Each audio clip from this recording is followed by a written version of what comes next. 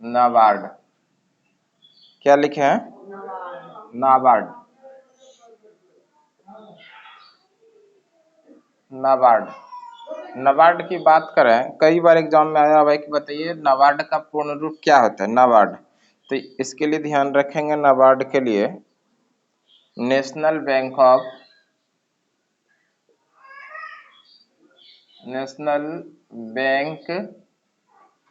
Of agriculture and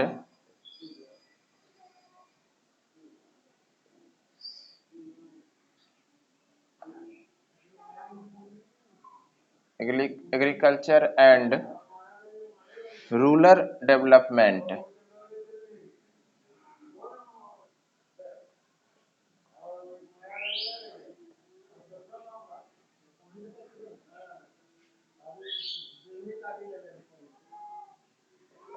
याद रहेगा, नाबार्ड का पूर्ण रूप क्या होता है? National bank of agriculture and rural development. NABARD क्या है? किसानों के लिए एक प्रकार का बैंक है, किसानों का एक प्रकार का बैंक है नाबार्ड। नाबार्ड क्या है? किसानों के लिए एक प्रकार का बैंक। अगर नाबार्ड का पूर्ण रूप की बात करें, national bank of agriculture and rural development. याद रखिएगा, इसकी स्थापना 12 जुलाई 1982 को किस समिति के सिफारिश पे? किस समिति के सिफारिश पे? तो याद रखिएगा, शिवरमन समिति। शिवरमन समिति। किस समिति के सिफारिश पे इसकी स्थापना की गई थी? शिवरमन समिति। अभी इसके हेड कौन है? हेड कौन है? गोविंद चिंतालू। गोविंद चिंतालू, याद रखिएगा। तो आप लोगों के लिए क्वेश्चन था कि नाबार्ड क्या है। तो नाबार्ड आप लोगों जानिए कि किसानों का एक प्रकार का बैंक। नाबार्ड क्या है? एक प्रकार का किसानों का बैंक है। अगर नाबार्ड का पूर्ण रूप की बात करें, नाबार्ड का पूर्ण नाम क्या है? National bank of agriculture and rural development. NABARD की स्थापना कब हुई? 12 जुलाई 1982 को। किस समिति के सिफारिश पे? शिवरमन समिति के सिफारिश पे। इसके हेड कौन है? नाबार्ड के अभी जो हेड है गोविंद चिंतालू। ये पूरी की पूरी कहानी किससे संबंधित है? नाबार्ड। अगर इसी के साथ हम लोग एसबीआई की बात करें, एसबीआई कॉमर्शियल क्षेत्र में सबसे बड़ा बैंक। कॉमर्शियल क्षेत्र में सबसे बड़ा बैंक कौन सा है? एसबीआई। इसकी स्थापना कब हुई थी? स्थापना हुआ था 1 जुलाई 1955। इसकी स्थापना, इसका हेडक्वार्टर कहाँ पर है? मुंबई। मुंबई के नरीमन पॉइंट में। नरीमन पॉइंट, ये भी आया हुआ एग्जाम में क्वेश्चन है। कैसे करके पूछा गया, बताइए SBI state bank of India का हेडक्वार्टर कहाँ पर है? ये मुंबई ने दिया था, ये नरीमन पॉइंट दिया हुआ था, है ना। स्टेट बैंक ऑफ इंडिया का हेडक्वार्टर कहाँ पर है? नरीमन पॉइंट। ये नरीमन पॉइंट मुंबई के अंदर है। इसके हेड अभी कौन है? दिनेश खरा। दिनेश खरा, इतना छपिए। गार्जियन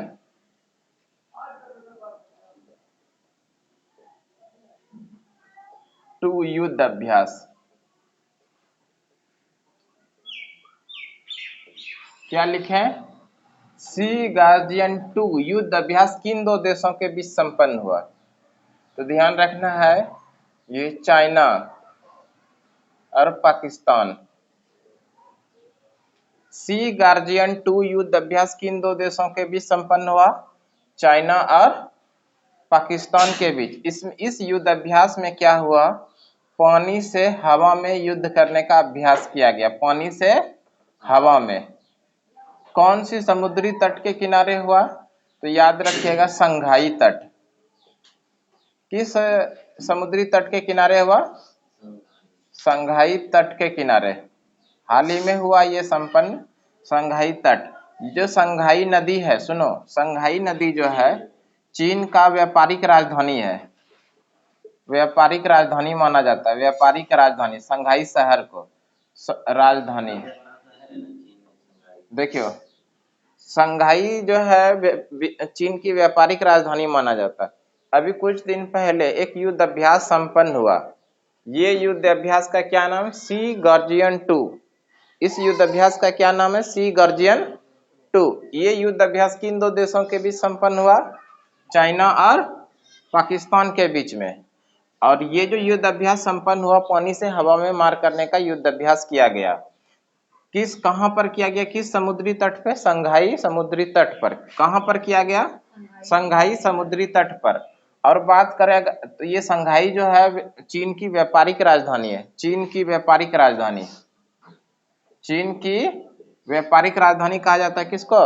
संघाई को। यहीं पर एक क्वेश्चन और ध्यान रखना, इसी एशिया में एक नदी है जिसका नाम है यांगटीसी। यांगटीसी, यांगटीसी नदी, यांगटीसी नदी। ये एशिया का सबसे लंबा नदी है।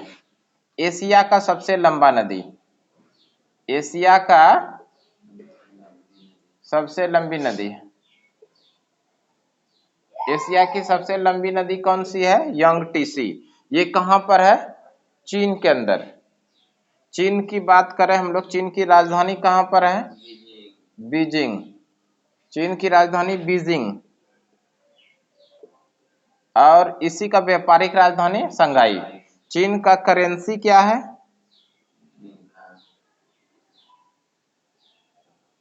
चीन की करेंसी युआन। और नई करेंसी हो गया रेमेनबी। चीन की नई करेंसी क्या है? रेमेनबी। वहीं पर बात करें पाकिस्तान, पाकिस्तान की राजधानी इस्लामाबाद। पाकिस्तान की राजधानी कहां पर है? पाकिस्तान के नए प्रधानमंत्री कौन बने हैं? शहबाज शरीफ। शहबाज शरीफ। पाकिस्तान के नए प्रधानमंत्री कौन बने हैं? शहबाज शरीफ। देखो एक बार फिर से डिटेल करते हैं ऊपर से। सी गार्जियन 2 युद्ध अभ्यास, सी गार्जियन 2 युद्ध अभ्यास किन दो देशों के बीच? चाइना और पाकिस्तान के बीच में।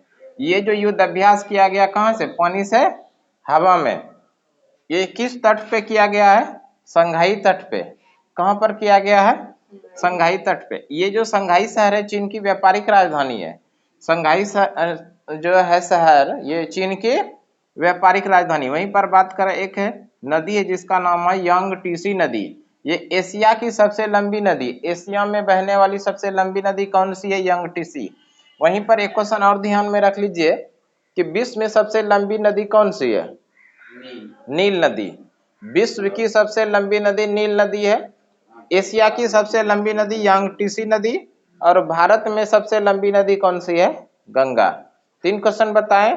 पहला क्या बताएं? विश्व की सबसे लंबी नदी नील नदी। एशिया की सबसे लंबी नदी यांगटीसी नदी। और तीसरा क्या बताएं? भारत की सबसे लंबी नदी गंगा। वहीं पर बात करें अगर चीन की, तो राजधानी कहां पर है? चीन की राजधानी बीजिंग। और यहाँ की करेंसी क्या है? युआन करेंसी था, लेकिन नई करेंसी वहां का हो गया क्या? रेमेनबी। चीन की नई करेंसी का क्या नाम है? रेमेनबी। ये भी इंपॉर्टेंट है, ध्यान रखिएगा।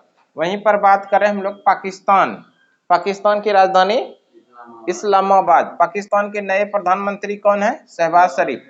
पाकिस्तान का स्वतंत्रता दिवस 14 अगस्त को मनाते हैं। कितने तारीख को? 14 अगस्त को। वहीं इसके एक दिन बाद भारत अपना स्वतंत्रता दिवस मनाता है 15 अगस्त को। 15 अगस्त को भारत मनाता है स्वतंत्रता दिवस। इतना छापिए 1 सेकंड के अंदर। गार्जियन 2 युद्ध अभ्यास वो पाकिस्तान और बांग्लादेश के बीच हुआ था। पाकिस्तान और चाइना के बीच हुआ था। पाकिस्तान और चाइना के बीच। इसके अलावे भी भारत ने बहुत सारे युद्ध अभ्यास किए अलग अलग देशों से। उसी के बारे में हम लोग देख लेते हैं। सबसे पहले प्रमुख युद्ध अभ्यास अगर देखेंगे तो सबसे पहले युद्ध अभ्यास कौन सा है? संप्रीति। संप्रीति युद्ध अभ्यास किसके किसके बीच? भारत और बांग्लादेश। याद रखिएगा, संप्रीति युद्ध अभ्यास किनके बीच संपन्न हुआ है? भारत और बांग्लादेश। मित्र शक्ति और सिलिनेक्स, ये दोनों, मित्र शक्ति और सिलिनेक्स किसके साथ हुआ है? भारत और श्रीलंका के बीच। मित्र शक्ति और सिलिनेक्स युद्ध अभ्यास किनके बीच संपन्न हुआ? भारत और श्रीलंका के बीच। वज्र प्रहार भारत और अमेरिका के बीच में। वज्र प्रहार ये इंपॉर्टेंट है, डबल स्टार कर लीजिए, कई बार एग्जाम में आ चुका है। वज्र प्रहार भारत और अमेरिका के बीच में युद्ध अभ्यास संपन्न हुआ। सिम्बेक्स, सिम्बेक्स की बात करें इंडिया और सिंगापुर के बीच में हुआ है। सिम्बेक्स किसके किसके बीच हुआ युद्ध अभ्यास? भारत और सिंगापुर। वहीं पर याद करिएगा आप लोग गरुड़ शक्ति या फिर डस्टलिक, गरुड़ शक्ति और डस्टलिक ये दोनों युद्ध अभ्यास भारत और इंडोनेशिया के बीच संपन्न हुआ। गरुड़ और डस्टलिक किनके किनके बीच? भारत और इंडोनेशिया के बीच। सूर्य किरण इंडिया और नेपाल के बीच। सूर्य किरण युद्ध अभ्यास किसके बीच संपन्न हुआ? भारत और नेपाल के बीच। वहीं पर याद कीजिएगा बोंगो सागर, तो बोंगो सागर इंडिया और बांग्लादेश। बोंगो सागर युद्ध अभ्यास किनके बीच संपन्न हुआ? इंडिया और बांग्लादेश। मालाबार ये इंपॉर्टेंट है, मालाबार युद्ध अभ्यास जो है क्वाड के जितने भी देश सदस्य शामिल है इसी के बीच में हुआ है। कौन सा युद्ध अभ्यास? जिसको बोलते हैं मालाबार युद्ध अभ्यास। मालाबार युद्ध अभ्यास किनके बीच संपन्न हुआ? क्वाड में जितने भी देश शामिल हैं। क्वाड, क्वाड एक संस्था है, क्वाड, और इसी क्वाड के अंदर जितने भी देश शामिल है उन सभी देशों के बीच में कौन सा युद्ध अभ्यास संपन्न हुआ? मालाबार। तो क्वाड में कौन कौन से देश शामिल है? ध्यान रखिएगा, जापान, यूएसए, अमेरिका, ऑस्ट्रेलिया और भारत। बिहार बीपीएससी के अंदर जो 67वीं एग्जाम हुआ तो उसमें ये क्वेश्चन छपा था कि क्वाड में कौन कौन से देश शामिल है ना। तो याद रखिएगा जापान शामिल है, जापान है, अमेरिका है, ऑस्ट्रेलिया है और भारत है। इन चारों देशों ने मिलकर कौन सा युद्ध अभ्यास किया है? मालाबार युद्ध अभ्यास। इतना छपिए। चर्चा में है, क्यों चर्चा में? द्वारिका एक्सप्रेसवे देखिए ये इसलिए चर्चा में है, ये भारत का पहला, लिख लीजिएगा, भारत का पहला एलिवेटेड एक्सप्रेसवे,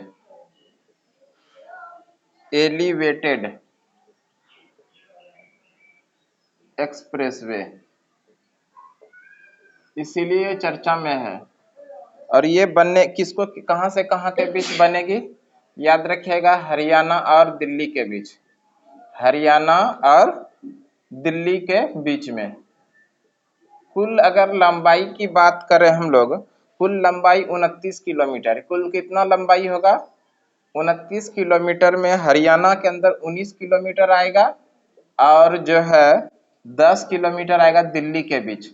द्वारिका एक्सप्रेसवे किन दो राज्यों के बीच बनेगी? हरियाणा और दिल्ली को जोड़ेगी। ये भारत का पहला एलिवेटेड एक्सप्रेसवे होगा। इसका कुल लंबाई कितना है?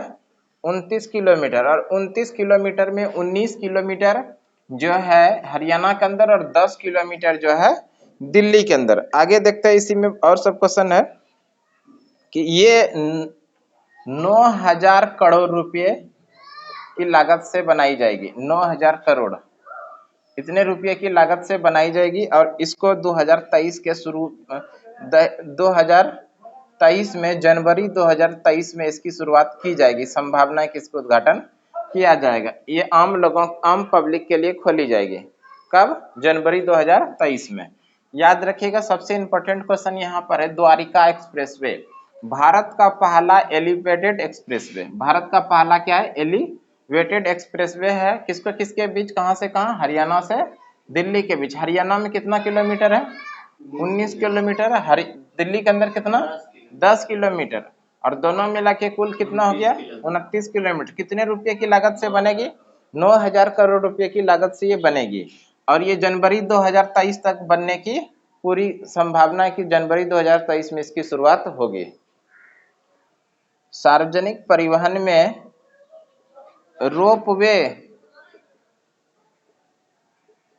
रोपवे का इस्तेमाल करने वाला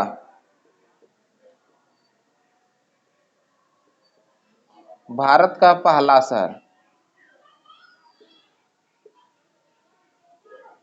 सार्वजनिक परिवहन में रोपवे का इस्तेमाल करने वाला भारत का पहला शहर कौन सा है? याद रखिएगा वाराणसी। कहाँ पर किया जाएगा, कहाँ पर स्टार्ट किया गया है, वाराणसी के अंदर। रोपवे क्या होता है, रोपवे नहीं समझते हैं, कहीं भी पहाड़ी क्षेत्रों में जहाँ जाते हैं, जहाँ पे हम लोगों को लगभग ऊंचाई पे सब चलना है, ऊंचाई चढ़ाई करना है, चढ़ाई समझते हैं ना, नीचे से भूमि स्थल से पर्वतीय स्थल तक जाना है और ये चढ़ाई करना है। यहाँ पर लगा रहता है, देखते होंगे कि इस टाइप का, दो लोग उधर बैठते हैं, दो लोग इधर बैठते हैं, डायरेक्ट यहाँ से यहाँ तक आपको चढ़ाई नहीं करके वो रोपवे के माध्यम से, लिफ्ट जिसको बोल सकते हैं, है ना, लिफ्ट के माध्यम से आपको डायरेक्ट यहाँ पर पहुंचा दी जाएगी। उसी तरह रोपवे का जो इस्तेमाल करने वाला भारत का पहला शहर है वो कौन सा है, वाराणसी। इतना लिखिए। सार्वजनिक क्षेत्रों में सार्वजनिक परिवहन में रोपवे का इस्तेमाल करने वाला भारत का पहला शहर कौन सा है, वाराणसी। और यही वाराणसी जो है नरेंद्र भाई मोदी का संसदीय स्थल भी है। प्रधानमंत्री नरेंद्र मोदी किस स्थान से, संसदीय क्षेत्र से चुनाव जीते हैं, तो याद रखिएगा वाराणसी, है ना, गंगा नदी के किनारे है वाराणसी। और यहाँ का पान बहुत ज्यादा फेमस है, बनारसी साड़ी बहुत फेमस है। दुल्हन को अगर यहाँ का साड़ी नहीं मिले तो वो शादी के मंडप तक नहीं जाएगी, इसीलिए वाराणसी फेमस है। किसके किसके लिए, एक तो पान के लिए, दूसरा बनारसी साड़ी के लिए। यहीं पर बाबा विश्वनाथ मंदिर का, बाबा विश्वनाथ, काशी विश्वनाथ का मंदिर भी है ना, इतना ध्यान रखिएगा। सबसे लंबा राष्ट्रीय राजमार्ग, भारत का सबसे लंबा राष्ट्रीय राजमार्ग, भारत का सबसे लंबा राष्ट्रीय राजमार्ग कौन, जल्दी बताइए। नेशनल हाईवे, बोलिए ना, 44। भारत का सबसे लंबा राष्ट्रीय राजमार्ग कौन सा है, NH 44, नेशनल हाईवे 44। इसकी लंबाई बताइए, 3745 किलोमीटर। कितनी लंबाई है, 3745 किलोमीटर। भारत का सबसे लंबा राष्ट्रीय राजमार्ग कौन सा है, नेशनल हाईवे नंबर 44। कितनी लंबाई है, 3745। विक्रांत चर्चा में रहा, INS विक्रांत। INS विक्रांत है क्या, INS विक्रांत है क्या, स्वदेशी निर्माण, स्वदेशी निर्माण विमान वाहक पोत है। ये क्या है, स्वदेशी निर्माण, स्वदेश में निर्माण हुआ है विमान वाहक पोत। सीधा प्रश्न आपको दिया जाएगा, बताइए INS विक्रांत क्या है, तो आंसर करना है विमान वाहक पोत है। क्या है, विमान वाहक पोत है, वो स्वदेशी निर्मित है, यानी अपने देश के अंदर ही इसको बनाया गया है। इसका जो है 15 अगस्त 2022, 15 अगस्त 2022 को जब हमारा देश आज़ादी के 75 वर्ष पूरा करेगा, कब, 15 अगस्त 2022। और उसी दिन 15 अगस्त 2022 को ही इसका क्या किया जाएगा, सफल परीक्षण किया जाएगा। कहाँ से किया जाएगा, कोचिन शिपयार्ड लिमिटेड से, है ना। 15 अगस्त 2022 को ही INS विक्रांत जो स्वदेशी निर्माण वाहक विमान वाहक पोत है, इसका सफल परीक्षण करेगा। कहाँ से करेगा, कोचिन शिपयार्ड लिमिटेड से, है ना। इंडियन नेवी के द्वारा इसका सफल परीक्षण किया जाएगा। आप लोग एक क्वेश्चन का आंसर बताइएगा, हमारे देश को आजाद हुए 75 वर्ष 15 अगस्त 2022 को हो जाएंगे। इस पूरे वर्ष को हम लोग किस रूप में मना रहे हैं, अमृत महोत्सव। इसी अमृत महोत्सव के शुभ उपलक्ष्य पे, है ना, INS विक्रांत का सफल परीक्षण करेगा। कहाँ से, कोचिन शिपयार्ड लिमिटेड से। किसके द्वारा, इंडियन नेवी के द्वारा। अगर हम लोग इंडियन नेवी की बात करें, नौसेना की बात करें, तो नौसेना के अभी हेड कौन है, R हरि कुमार। नौसेना के हेड कौन है, R हरि कुमार। नौसेना के अध्यक्ष कौन है, R हरि कुमार। नौसेना दिवस प्रत्येक वर्ष कब मनाया जाता है, 8 अक्टूबर को। नौसेना दिवस प्रत्येक साल कब मनाया जाता है, 8 अक्टूबर को। और इसी नौसेना ने 15 अगस्त 2022 को INS विक्रांत का सफल परीक्षण करेगा कोचिन शिपयार्ड लिमिटेड से। आगे देखते हैं, इसी में एक और क्वेश्चन इंपॉर्टेंट है, ये इसको भी ध्यान रखेंगे। प्रोजेक्ट 75 के तहत विकसित पनडुब्बी कौन कौन सी है, प्रोजेक्ट 75, प्रोजेक्ट 75 के तहत विकसित पनडुब्बी कौन कौन सी थी। सबसे पहले ये जान लीजिए, प्रोजेक्ट 75 के तहत जो विकसित पनडुब्बी है, इसको भारत और फ्रांस ने मिलकर बनाया है। किसने मिलकर बनाया है, भारत और फ्रांस ने मिलकर इसका निर्माण करवाया है। कहाँ पर करवाया गया है, मंझगांव डॉक लिमिटेड के अंदर, मंझगांव डॉक लिमिटेड के अंदर इसका निर्माण किया गया है। और ये पनडुब्बी जो है प्रोजेक्ट 75, इसके अंदर 6 पनडुब्बी है। कौन कौन है? कलवेरी है, खांडेरी है, करंज है, वेला है, वांगुंड है और वागसीर है। कितने हैं? 6। कलवरी, खांडेरी, करंज, वेला, वागेड और वागसीर। ये 6 पनडुब्बी किसके द्वारा बनाया गया है? भारत और फ्रांस ने मिलकर बनाया है प्रोजेक्ट 75 के तहत। इतना छापिए। कांग्रेस, YSR कांग्रेस, केवल कांग्रेस नहीं, ये YSR कांग्रेस है। YSR युवा जन है ना, श्रमिक रिथु कांग्रेस, रियू कांग्रेस, याद रखिएगा। युवा जन श्रमिक रियू कांग्रेस, इसी का पूर्ण रूप है। इसकी स्थापना हुआ था 2011 में, स्थापना 2011 में। ये क्यों चर्चा में है? इसलिए चर्चा में है, YSR कांग्रेस का जीवन पर्यंत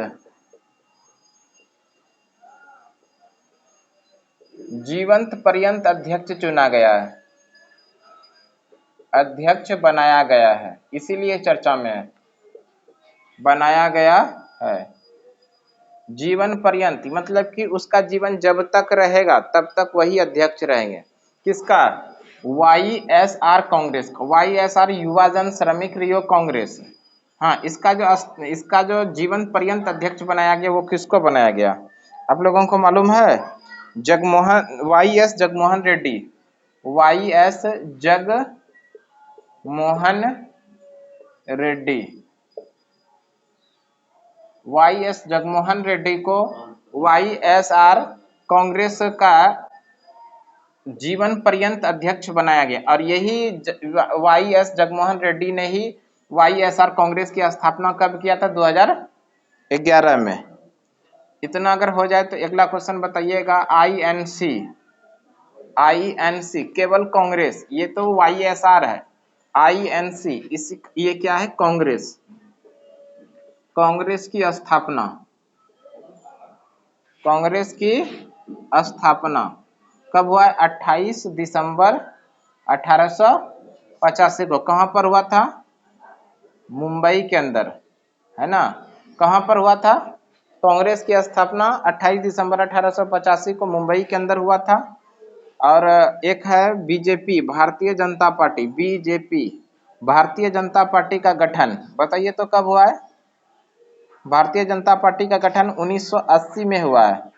और अटल बिहारी वाजपेयी, याद रखिएगा, अटल बिहारी वाजपेयी। अच्छा बताइए, बीजेपी के वर्तमान में अध्यक्ष कौन है?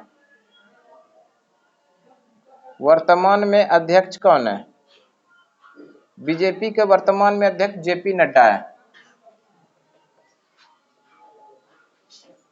वर्तमान में बीजेपी के अध्यक्ष कौन है? JP नड्डा, याद रहेगा। अच्छा, ये बीजेपी का थोड़ा हम पूरा कहानी बता देते हैं, हिस्ट्री बीजेपी का। ये बात है 1951 ईस्वी का। कब का बात है? 1951। और व्यक्ति बताइए। श्यामा प्रसाद मुखर्जी, श्यामा प्रसाद मुखर्जी, श्यामा प्रसाद मुखर्जी ने 1951 में एक पार्टी बनाई थी जिसका नाम है जनता पार्टी, सॉरी जनसंघ। क्या नाम है जिसका? जनसंघ। तो आपको सीधा प्रश्न पूछा जाएगा, जनसंघ के संस्थापक कौन है? श्यामा प्रसाद मुखर्जी। कब? 1951 में। 1951 से लेके 1977 तक ये जनसंघ के नाम से जाना गया। 1951 से लेके 1977 तक ये किस नाम से जाना गया? जनसंघ के नाम से। 1977 में इसी जनसंघ का नाम बदल के कर दिया गया जनता पार्टी। क्या नाम किया गया? जनता पार्टी। किसके द्वारा ये किया गया? जयप्रकाश नारायण, जयप्रकाश नारायण के द्वारा। जयप्रकाश नारायण के द्वारा 1977 में इसी जनसंघ का नाम बदल के क्या कर दिया गया? जनता पार्टी। 1977 से लेके 1980 के बीच में यही पार्टी किस नाम से जाना गया? जनता पार्टी। और 1980 में इसी का नाम कर दिया भारतीय जनता पार्टी। 1980 में इसी क्या इसका नाम क्या कर दिया? भारतीय जनता पार्टी। किसके द्वारा किया गया? अटल बिहारी वाजपेयी। अटल बिहारी वाजपेयी।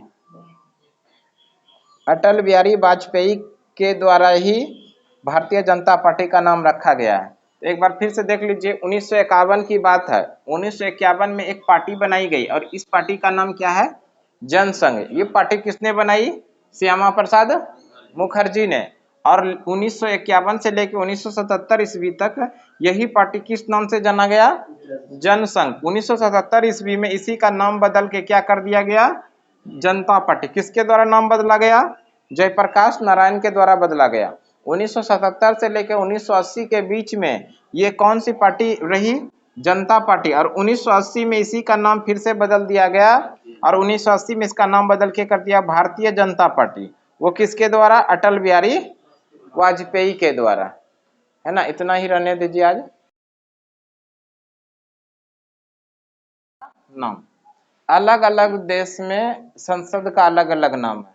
जैसे भारत के संसद का क्या नाम है? संसद। भारत के जो अंदर जहाँ संसद भवन है उसको किस नाम से जानते हैं? संसद। अगर पाकिस्तान की बात करें, पाकिस्तान के संसद भवन को किस नाम से जानते हैं? National assembly. पाकिस्तान के ये संसद भवन को किस नाम से जानते हैं? National assembly. ब्रिटेन, कनाडा और ऑस्ट्रेलिया, ब्रिटेन, कनाडा और ऑस्ट्रेलिया, यहाँ के संसद भवन को किस नाम से जानते हैं? पार्लियामेंट। इस तीनों देश में से किसी भी देश का नाम पूछ दे, ब्रिटेन का, कनाडा का, ऑस्ट्रेलिया का, तो हमको आंसर में क्या करना है? पार्लियामेंट। मान लीजिए आपसे पूछेगा ब्रिटेन का संसद भवन को किस नाम से जानते हैं, तो आंसर करेंगे पार्लियामेंट। कनाडा के संसद भवन का नाम? पार्लियामेंट। ऑस्ट्रेलिया के संसद भवन का नाम? पार्लियामेंट। यूएसए का? कांग्रेस। यूएसए अमेरिका, हाँ, यहाँ के संसद भवन का क्या नाम है? कांग्रेस। बांग्लादेश जातीय संसद। इजराइल का? नेसेट। जापान का? डायट। जापान को याद रखिएगा आप लोग। नेपाल का? राष्ट्रीय पंचायत। नेपाल का राष्ट्रीय पंचायत है। रूस का क्या है? ड्यूमा है। चीन का क्या है? National People's Congress. चीन के अंदर जो राष्ट्रपति भवन है क्या है? National People's Congress. ईरान के संसद भवन का क्या नाम है?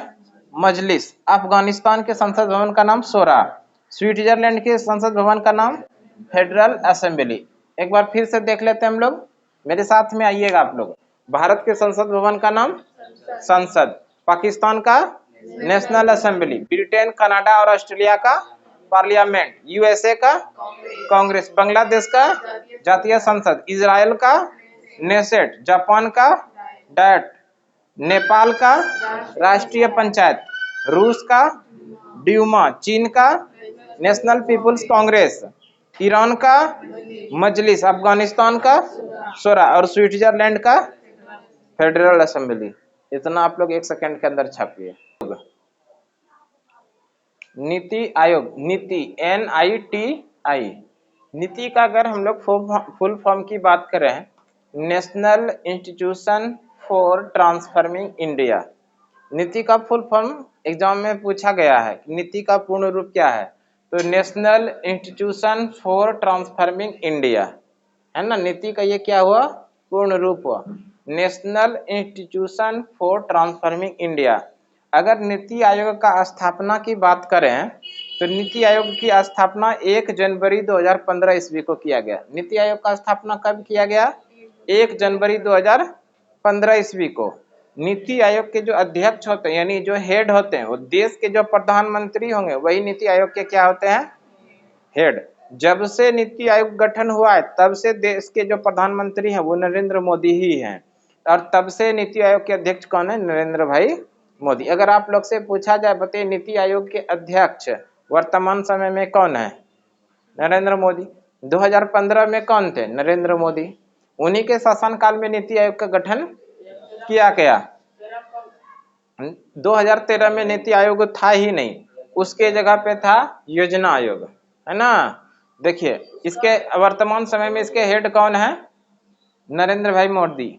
अच्छा, इसका हेडक्वार्टर की बात करें, नीति आयोग का जो हेडक्वार्टर है वो कहाँ पर है? नई दिल्ली के अंदर है।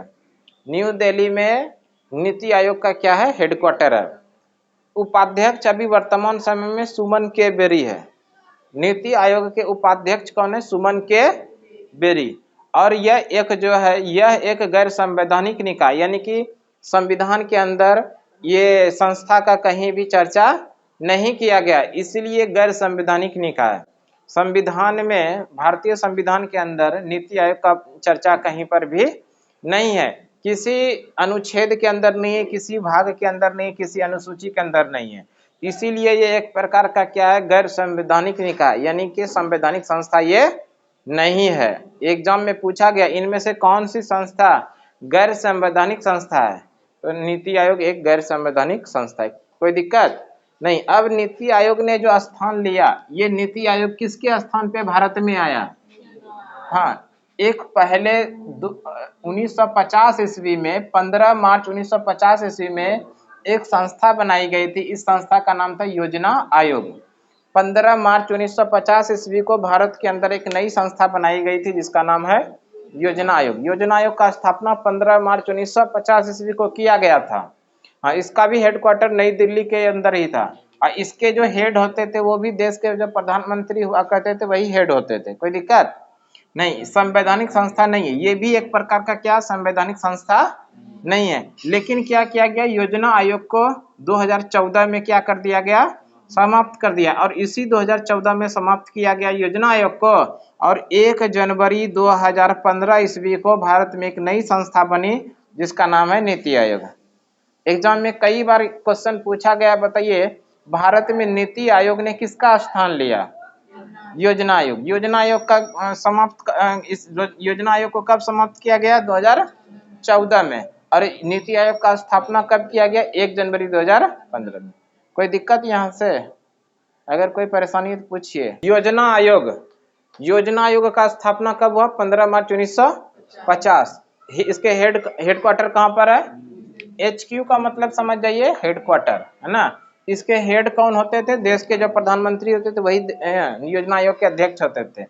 योजना आयोग एक संवैधानिक संस्था नहीं था, यानी गैर संवैधानिक संस्था थी ये।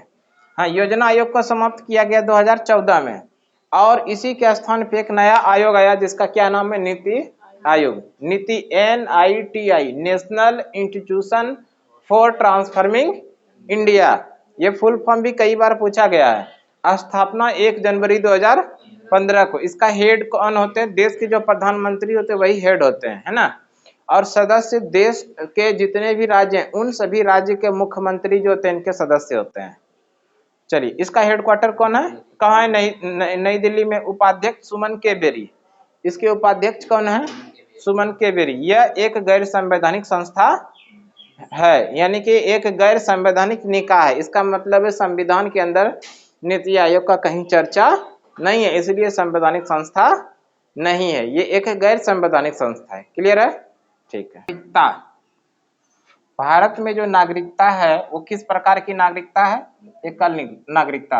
भारत में एकल नागरिकता का प्रावधान। एकल नागरिकता क्या हुआ?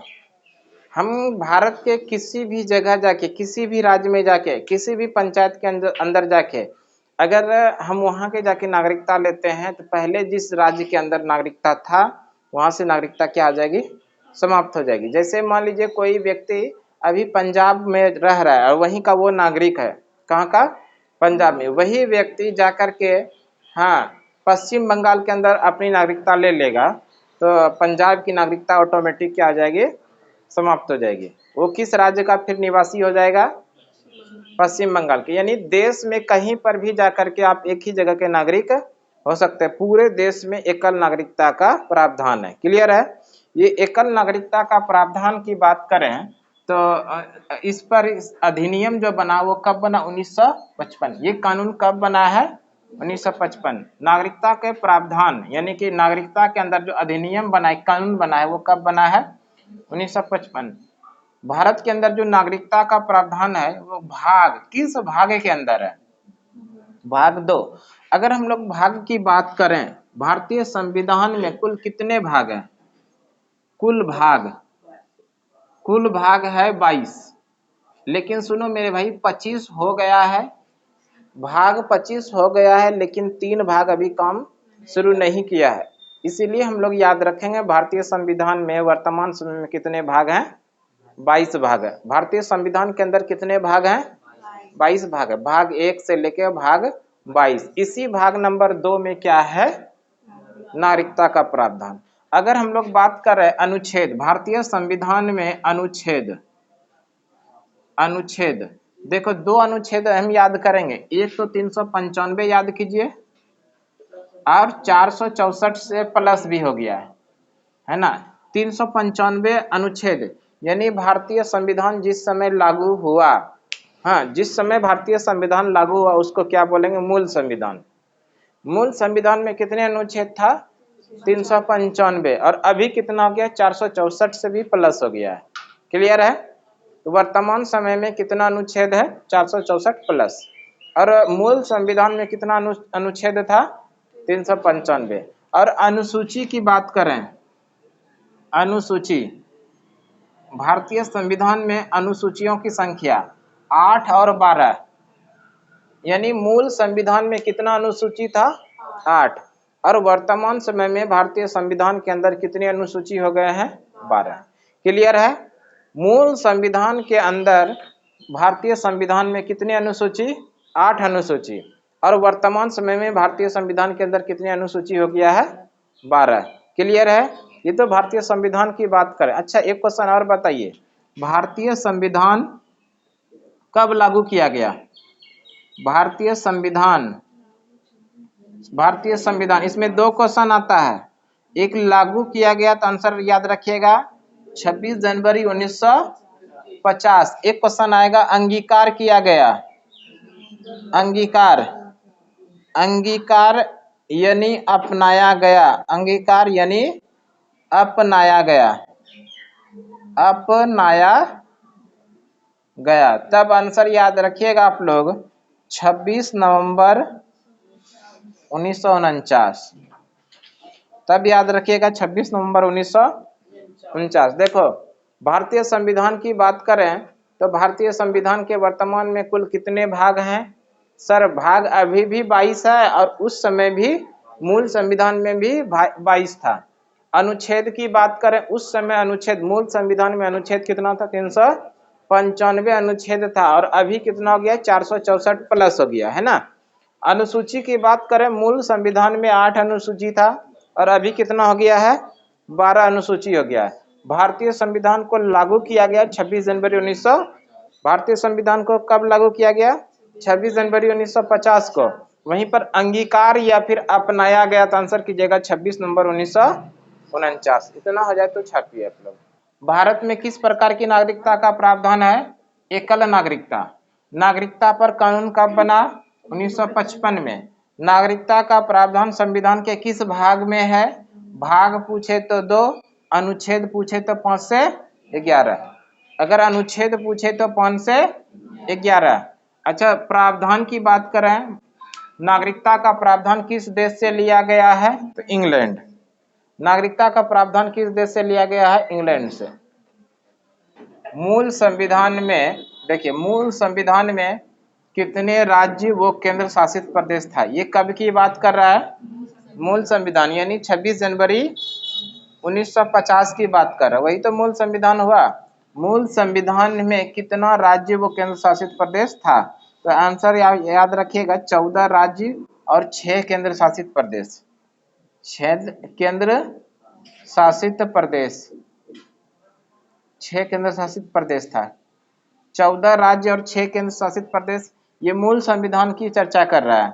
अगर वही बात करें वर्तमान समय में, वर्तमान समय में कितने राज्य, वर्तमान समय में 28 राज्य और 8 केंद्र शासित प्रदेश, 8 केंद्र शासित प्रदेश है ना। मूल संविधान में कितना राज्य और कितने केंद्र शासित प्रदेश था, 14 राज्य और 6 केंद्र शासित प्रदेश। ये कब की बात है, 26 जनवरी 1950 की। और ये वर्तमान जो है प्रेजेंट टाइम की बात है। प्रेजेंट टाइम में वर्तमान समय में कितने राज्य, 28 राज्य और 8 केंद्र शासित प्रदेश। अच्छा एक क्वेश्चन और बताइए, भारतीय संविधान में पहली बार संशोधन कब हुआ? भारतीय संविधान में पहली बार संशोधन कब हुआ? बताइए, भारतीय संविधान में पहली बार संशोधन कब हुआ? 1951 ईस्वी में। भारतीय संविधान में पहली बार संशोधन कब हुआ था? 1951 में। वो भी क्या हुआ था? भूमि सुधार से संबंधित था, भूमि सुधार। और ये भूमि सुधार को अनुसूची नंबर 9 में जोड़ा गया, अनुसूची नंबर 9 में जोड़ा गया, अनुसूची 9 में जोड़ा गया, 9 में जोड़ा गया। भारतीय संविधान में पहली बार संशोधन कब हुआ? 1951 में। क्या हुआ? भूमि सुधार से संबंधित कानून बना। किस अनुसूची के अंदर जोड़ा गया था? अनुसूची नंबर 9। बार बार इसको बदली किया गया, अनुसूची 10 जोड़ा गया, अनुसूची 11 जोड़ा गया, फिर बाद में जाके अनुसूची 12 जोड़ा गया। देखिए अनुसूची 9 कब जोड़ा गया? 1951 ईस्वी में। क्या जोड़ा गया? भूमि सुधार। अच्छा आप लोग बता सकते हैं तो बताइए, अनुसूची नंबर 10 में क्या है? अनुसूची नंबर 10 52वां संविधान संशोधन।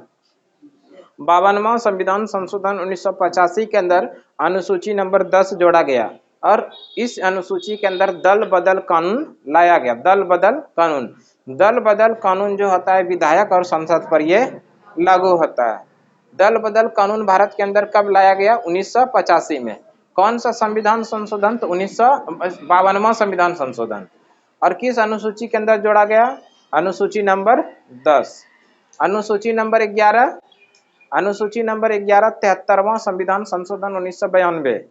73वां संविधान संशोधन 1992 के अंदर ग्राम पंचायत का प्रावधान इसके अंदर जोड़ा गया। किसके अंदर? अनुसूची नंबर 11 के अंदर। और अनुसूची नंबर 12 के अंदर 74वां संविधान संशोधन 74वां संविधान संशोधन 1992 के द्वारा नगर निगम का प्रावधान जोड़ा गया, अनुसूची नंबर 12। आज इतना ही रहने दीजिए।